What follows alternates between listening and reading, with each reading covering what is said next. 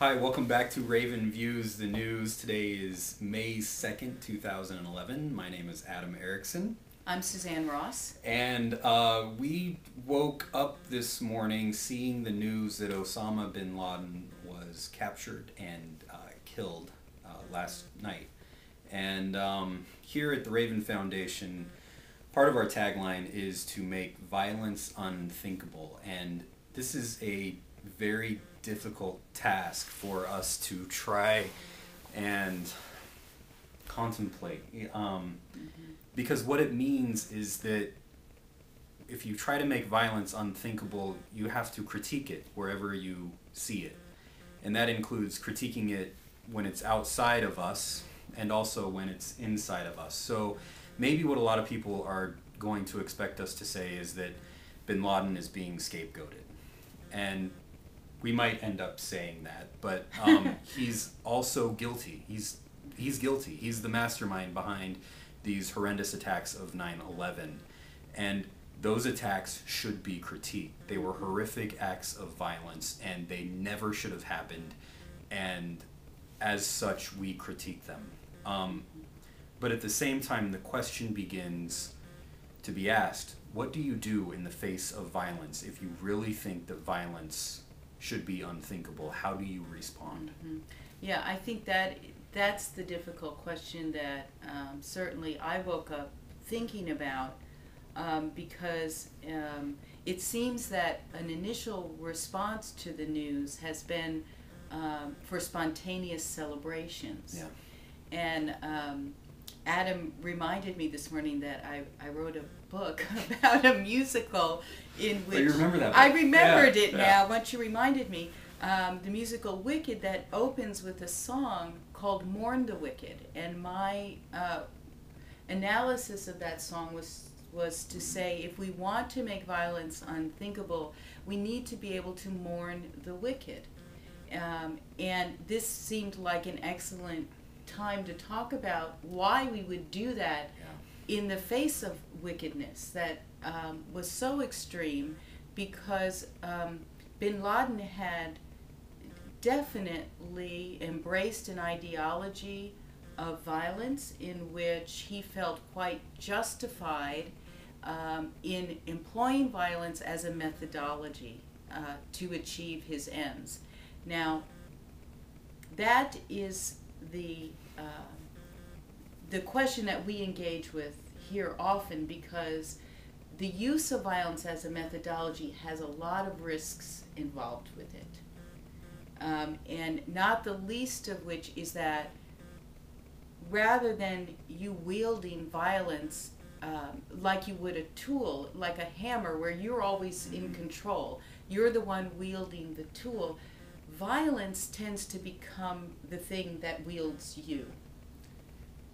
Yes, violence wields you, and violence is also, we use this term mimetic, as in imitative. Yes. So it not only controls you, but it also spreads. It's imitative. It's like this contagion.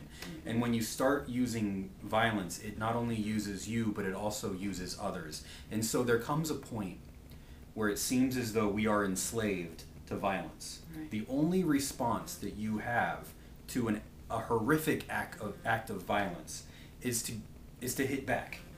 Well, that's certainly our instinct, and it's hard to say that it's not a good one. Right. Because again,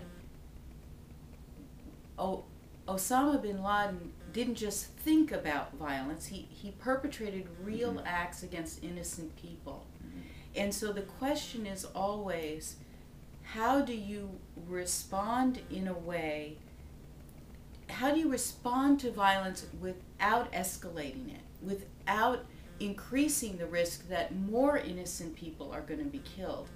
And I'm guided by Gandhi in this, because he said he was a very realistic practitioner of nonviolence, because he recognized two things. One, that if you practice nonviolence, you're taking a risk that you will be killed.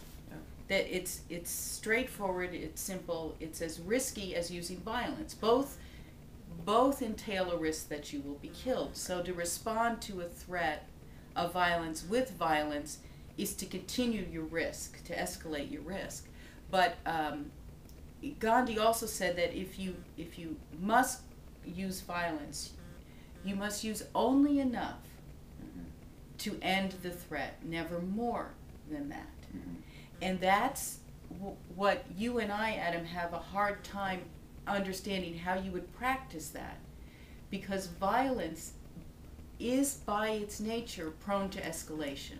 It takes almost a superhuman Yes. discipline in order to stop someone's violence, because it tends to escalate out of control. What I think that you need is a different model. If you really want to make violence unthinkable, you need a different model. And here is where we begin to see that the ideology of Osama bin Laden failed. His violent ideology of extremist Islam failed, because you see this change within the Islamic countries towards nonviolent revolution. Yeah. So that is a critique, and that is a Muslim critique of Osama bin Laden's violence. Well, his and ideology that of critique violence. has been present in the Islamic world as for longer than bin Yes. Laden has been present. Yes, Yeah. his ideology of violence Right. has failed, and it's not his ideology of violence, Yeah. because this predates bin Laden, of course. Yes, I mean, this of course. goes back to throughout human history. People have used violence in order to get what they want, in order to get the justice that they think that they deserve. But you see that ideology is failing. It's Yeah. done.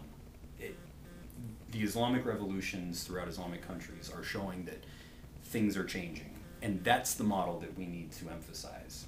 Yeah, and I wonder if our engagement after 9/11 helped that change come about, or did it delay it, or now make it more difficult for the change to be realized?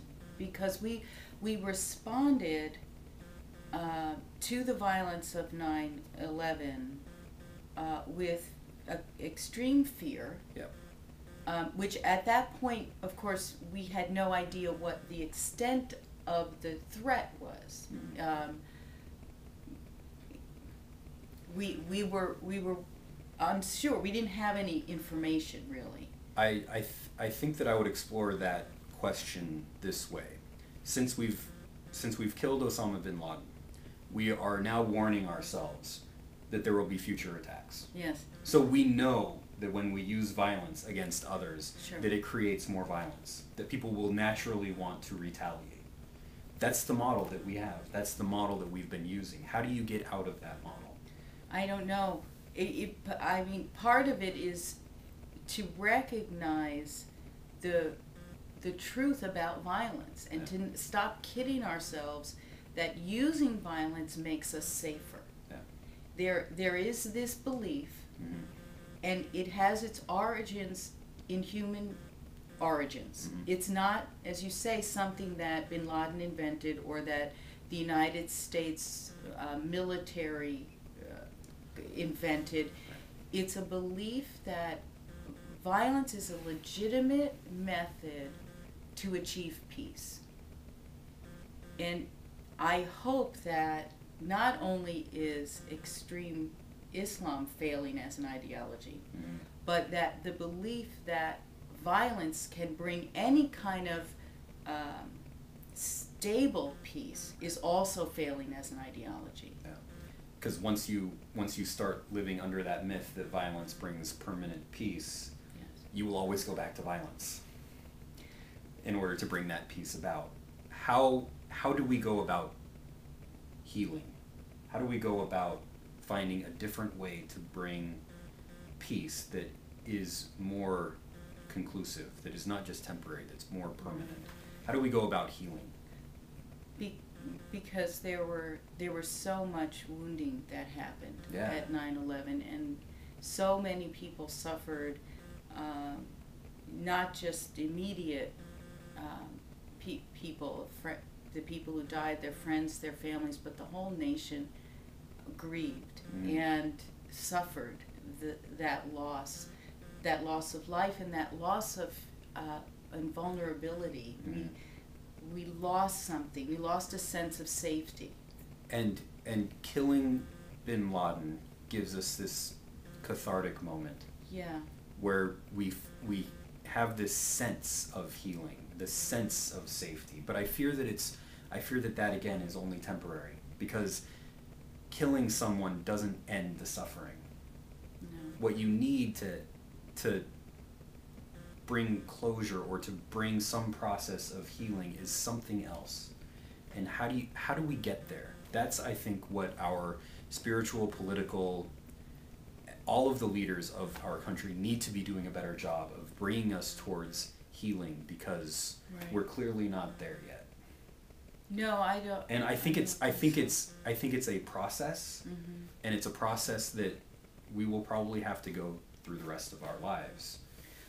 Yeah, and I think what you're pointing out is the cathartic effect from killing the person who we're holding responsible for our suffering is really important to look at, because there is a sense of justice there, that the people who suffered so much, that the one who caused that suffering is being held accountable. Mm-hmm.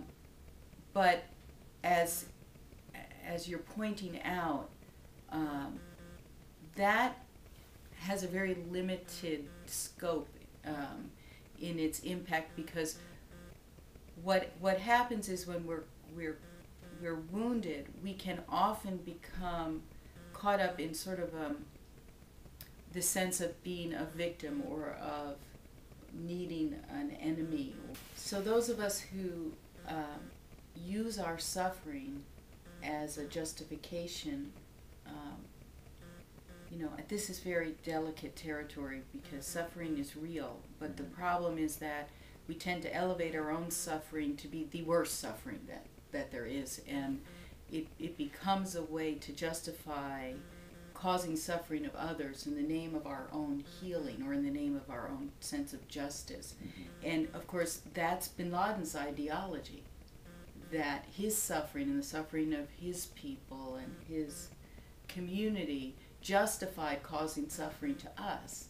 And so that's that danger in when we're seeking justice, that we get caught up in mirroring the very thing that we're trying to end.